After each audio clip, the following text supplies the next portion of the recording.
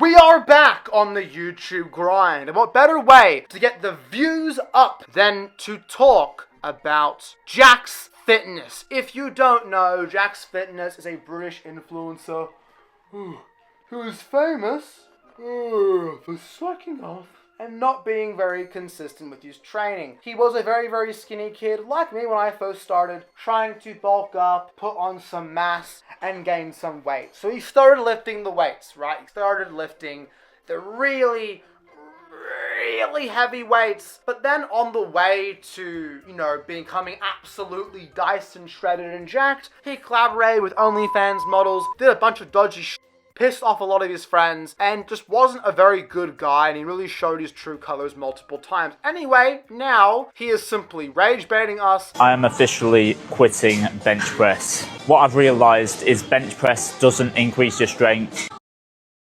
With his inconsistency, his weight is going up and down constantly. He actually takes MK677 as well, which is a performance-enhancing drug, which is a whole other controversy in of itself. But the point is, Jacksfitness is quite the controversial figure. So let's look at some of his recent content and see if it's good, bad, or ugly. Let's get started. It's officially been 1 week since I started my new bulking diet, so it's time to do a weight update. If you haven't seen the first video, go and check it out, but my starting weight was 61.15 kg. And 1 week later, we're weighing 61.45 kg. So that means in week 1 of the bulk, we've gained 0.3 kilograms. It may be a small start, but we're going to take all the little wins we can. For Jack, because he is still a bit more on the underweight side, even though his BMI says he's technically in the healthy range, gaining a bit more weight per week is fine, but for most of you, I would eat in a 200 or 300 calorie surplus to slowly build muscle, perhaps gaining a bit less than half a pound per week, because muscle growth is a very slow process. You want most of the weight to be muscle growth, which is why you don't want to eat way too many calories and you end up putting on all this fat and you start looking like Donald Trump. These are all the exercises I'm doing this winter to grow massive arms. Let's get into it. Okay, so for front delts, we are doing a machine shoulder press. You can use dumbbells, but I prefer to use a machine because it gives you more stability. And I know a lot of people will say, yeah, but that's for shoulders, that's not arms. I just like to do shoulders and arms together. I'll be doing front delt, side delt, bicep, tricep, and forearms. So do I, Jack. I like doing shoulders and arms together, although based on how much free time you have, I don't think you need to train forearms. Because of all the egg beating you do. You have a bowl and you beat eggs a lot, which is what this motion is, obviously, which is why you don't really need to build forearms. I mean, you can train them if you want, but I don't bother because you get a lot of indirect stimulus from like every other upper body exercise you do, but it is still technically better to train them, so I would still recommend it to people. The shoulder press is a perfectly fine exercise. The dumbbell version, barbell version, all of them will give you pretty much very similar, if not the same hypertrophy. Again, all studies done on free weights versus machines have concluded them to be roughly equal in terms of muscle growth. Now, yes, there are theoretical reasons why my machines might be better, but again, it's more of a preference thing. Also, keep in mind that a lot of machines suck because they have no range of motion or because they just feel awkward and the fixed movement pattern is uncomfortable for a lot of people. So whether you use a machine or a free weight is going to depend on the exact machines you have at home and a lot of just personal preference, really. Okay, then for side delts, I like to do lateral raises. You can do them with dumbbells or on a cable machine. I just prefer dumbbells. Okay, for biceps, I actually do 2 exercises. Firstly, I start with the barbell curl. And I use a barbell rather than dumbbells because I feel like it gives a better stretch. No, it doesn't. They're exactly the same thing. The barbell curl or the dumbbell curl are literally the exact same exercise. It does not give a better stretch. As for Jack's form, it's fine. A little bit too much swinging, but it's not a big deal. And the second bicep exercise I do is hammer curls.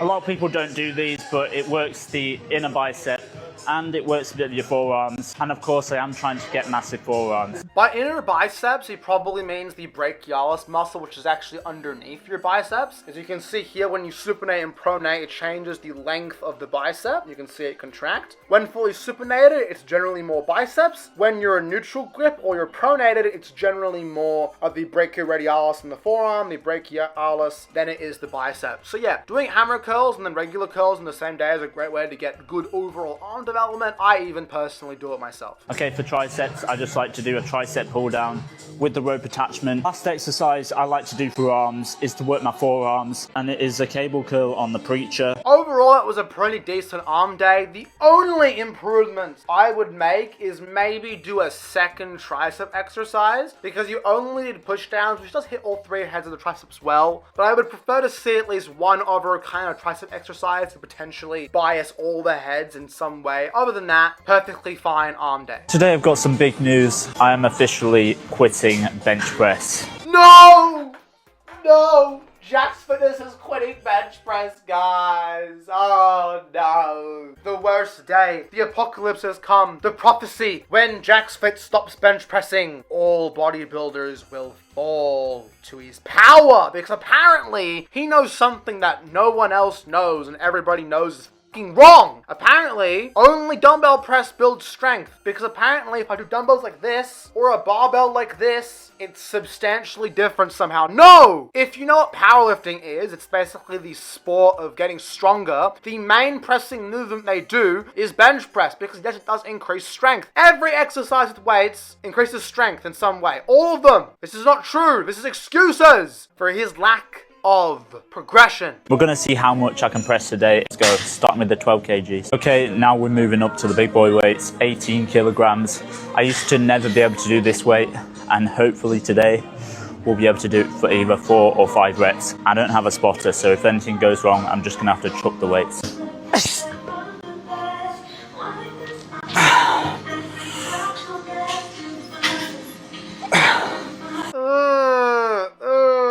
That looks like that's just as dodgy as Eshe's and Footscray.